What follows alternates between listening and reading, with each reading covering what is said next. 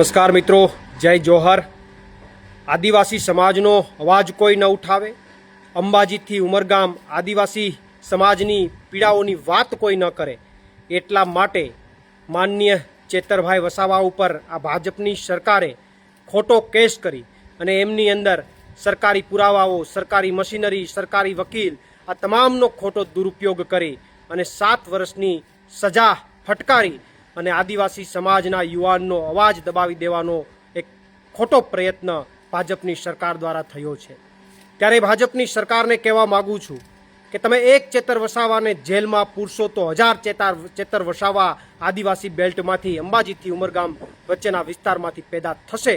અને અત્યારે આદિવાસી સમાજના તમામ સંગઠનોને હું નમ્ર અપીલ પણ કરું છું કે અત્યારે તમારા સમાજ માટે અવાજ ઉઠાવતો એક ચહેરો એમને જ્યારે ખોટી રીતે ફસાવવાનો પ્રયત્ન થઈ રહ્યો છે, ત્યારે તમામ આદિવાસી સંગઠનોએ તમામ વસ્તુઓ ભૂલી અને બહાર આવવું જોઈએ અને સરકાર સામે મોરચો માંડવો જોઈએ। અને સાથે સાથે આમ આદમી પાર્ટી પણ આ મુદ્દે લીગલી લડાઈ પણ પૂરી તાકાતથી લડશે। એમાં ઘણા બધા વિકલ્પો છે, એ વિકલ્પોની અંદર પણ આમ આદમી પાર્ટી પૂરી તાકાતથી ચેતરભાઈ વસાવાના સમર્થનમાં લડાઈ લડવાની છે અને સાથે સાથે ગ્રાઉન્ડ ઉપર પણ આમ આદમી પાર્ટી ચેતરભાઈ વસાવાના સમર્થનમાં ઉતરવાની છે।